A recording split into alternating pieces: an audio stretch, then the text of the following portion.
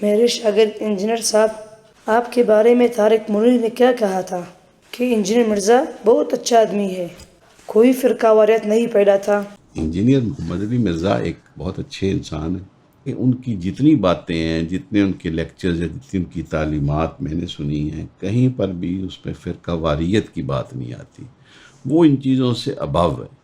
وہ قرآن کی اور حدیث کی انٹرپریٹیشن وہی دیتے ہیں جو ہے۔ مگر ایک اور ویڈیو میرے سامنے آئی جس میں ایک شخص جس کا نام مفتی راشد محمود ہے، میں تو نہیں جانتا، مگر آپ نے اسے بھی چیلنج کیا ہے۔ باقی مفتی راشد محمود کا کہنا ہے کہ اس نے آپ کو آپ کے سارے سوالات کے جوابات دیے ہیں دلائل کے ساتھ۔ مجھے یہ لگتا ہے کہ یہ بندہ مفتی راشد محمود بریلوی مسلک سے تعلق رکھتا ہے، اور آپ نے بریلوی مسلک والوں کو بھی نہیں چھوڑا ہے کہ ان کا عقیدہ یہ ہے۔ میرے شاگرد انجینئر صاحب، اگر آپ فرقہ واریت نہیں پھیلا رہے ہو تو یہ کیا ہے؟ اور یہ جو منافق قسم کا ایک منافقانہ اپروچ رکھنے والا جو مولانا ہے، یعنی جس کے قول اور فعل میں تضاد ہے، جو بخاری مسلم میں حدیث ہے، منافق کی 4 نشانی ہے، بات کرے گا جھوٹ بولے گا، اور جب امانت رکھی جائے گی خیانت کرے گا، عہد کرے گا تو توڑ دے گا، اور جب معاملہ ہوگا تو گالی گلوچ پہ اتر آئے گا۔ اس کا حال یہ ہے کہ کئی سال پہلے یہ اس مناظرے میں بیٹھا ہوا ہے جس مناظرے میں ان لوگوں نے چشتی رسول اللہ کا دفاع کیا ہے شتی ہاتھ کہہ کے، اور آج یہ کہہ رہا ہے کہ جی ہم تو چشتی رسول اللہ والے کلمے کو غلط مانتے ہیں۔ تو اس کی 2 نمبری پکڑی گئی ہے۔ ٹائم قیامت تک ہے جواب دینا اس بات کا کہ اس وقت دفاع کیا تھا، اب تم پہ کون سا حق ایسا کھلا ہے کہ جس کی وجہ سے چشتی رسول اللہ سے انکار کر رہا ہے، وہ بھی ایک چھوٹا چوزا۔ مفتی منیب الرحمان نے نہیں کیا، بڑے علماء نے نہیں کیا، نہ وہ کریں گے۔ مرزا جیلمی نے سیدھے سادے مسلمانوں کو بہکانے کے لیے اور ورگلانے کے لیے جو حربے اختیار کیے ہیں، ان میں سے ایک حربہ چشتی رسول اللہ والا جھوٹا واقعہ ہے، جس بنیاد پر مرزا جیلمی نے کروڑوں سنی مسلمانوں کے اوپر بہتان لگایا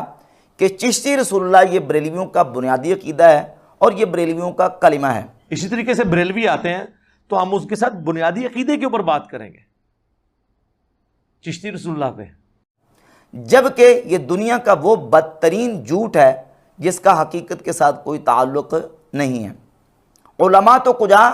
ایک سادہ سنی بریلوی مسلمان بھی یہ نہیں کہتا کہ یہ چشتی رسول اللہ ہمارا بنیادی عقیدہ ہے یا یہ کلمہ درست اور صحیح ہے۔ اور بحمد تعالیٰ میں نے دلائل کے ساتھ یہ بات واضح طور پر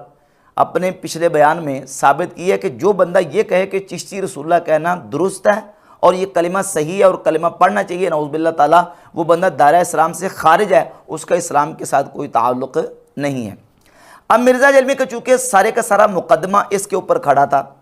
اور بریلویوں کے خلاف جتنا اس نے پراپوگنڈا کرنا تھا اس کے لیے اس کے پاس یہ ایک واحد ہتھیار اور سہارا تھا، اور یہ بریلویوں کے خلاف جو مقدمہ مرزا نے کھڑا کیا تھا، میں نے اللہ کے فضل و کرم سے جڑ سے اکھاڑ کے پھینک دیا اور دلائل سے ثابت کیا کہ مرزا جیلمی نے یہاں دجل کر کے اہل سنت کے خلاف ایک منفی اور جھوٹا پراپوگنڈا کیا ہے۔ اب اس بیان کے آنے کے بعد مرزا جیلمی اس قدر بخلاہٹ کا شکار ہوا ہے کہ میرے اوپر طرح طرح کے الزامات لگا رہا ہے اور کہہ رہا ہے کہ یہ مفتی جو ہے یہ منافق آدمی ہے، اس کے قول و فعل میں تضاد ہے، یہ پہلے جو ہے وہ اس واقعے کا دفاع کرتا تھا اور آج اس واقعے کا انکار کر رہا ہے، جبکہ حقیقت یہ ہے کہ تقریباً 5 سال پہلے بھی میں نے اس پر ایک مکمل بیان ریکارڈ کروا کے اپلوڈ کیا تھا اور دلائل کے ساتھ یہ ثابت کیا تھا کہ یہ واقعہ جھوٹا ہے، اور آج بھی بحمد تعالیٰ میں یہی کہہ رہا ہوں کہ یہ واقعہ جھوٹا واقعہ ہے۔ اب مرزا جیلمی کو اس کے اوپر بڑی پریشانی ہوئی کہ اس کو تو جھوٹا ثابت کر دیا اور دلائل دیے ہیں علماء کی کتابوں سے کہ یہ اس طرح کی چیزیں صوفیہ کی کتابوں میں الحاقات کر دی جاتے ہیں اور جھوٹی باتیں ملا دی جاتی ہیں، تو اب کیا کیا جائے؟ اب اس نے میرے خلاف پر پروپیگنڈا کرتے ہوئے ایک 11 سال پرانی مناظرہ کی ویڈیو نکالی، اور اس مناظرہ کے اندر میں بیٹھا ہوا تھا، اور اس مناظرے میں وہابی مناظر کی طرف سے یہی واقعہ پیش کیا گیا، اور واقعہ پیش کر کے اس کے اوپر فتویٰ لگانے کا مطالبہ کیا گیا کہ یہ کتاب میں واقعہ موجود ہے لہذا تم فتویٰ لگاؤ۔ تو سنی مناظر نے بجائے فتویٰ لگانے کے یہ کہا کہ بات یہ ہے کہ فتویٰ تب لگایا جائے جب فتوے کی شرائط پائی جائیں لگانے کی۔ جو واقعہ تم پیش کر رہے ہو، اس واقعے کو پیش کرنے میں تم نے خیانت کی ہے، خیانت یہ کی کہ اسی واقعے کے اندر یہ لکھا ہوا ہے کہ خواجہ پر اس وقت کیفیت طاری تھی. تم نے یہ عبارت کیوں نہیں پڑھی کہ خواجہ پر کیفیت طاری تھی؟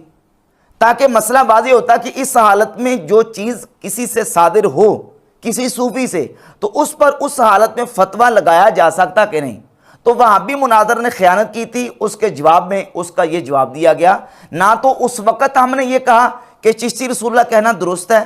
یا یہ کلمہ صحیح ہے، اور نہ آج کہتے ہیں. اس وقت بھی ہمارا نظریہ اور عقیدہ یہی تھا کہ جو یہ کہے کہ چشتی رسول اللہ کہنا درست ہے اور یہ کلمہ صحیح ہے، وہ کافر دائرہ اسلام سے خارج ہے، اس کا اسلام کے ساتھ کوئی تعلق نہیں. اور آج بھی کہتے ہیں. اور اعلیٰ حضرت امام اہل سنت رحمۃ اللہ تعالی علیہ نے اپنی کتاب فتاوی رضویہ کی جلد نمبر 15 کہ صفحہ نمبر 719 پر تو یہ بات 100 سال پہلے آپ نے لکھ دی ہے کہ جو بندہ یہ کہے کہ میں رسول اللہ ہوں، او قال بالفارسیت من پیغمبرم، امام فرماتے ہیں یا وہ فارسی میں یہ کہے کہ میں پیغمبر ہوں،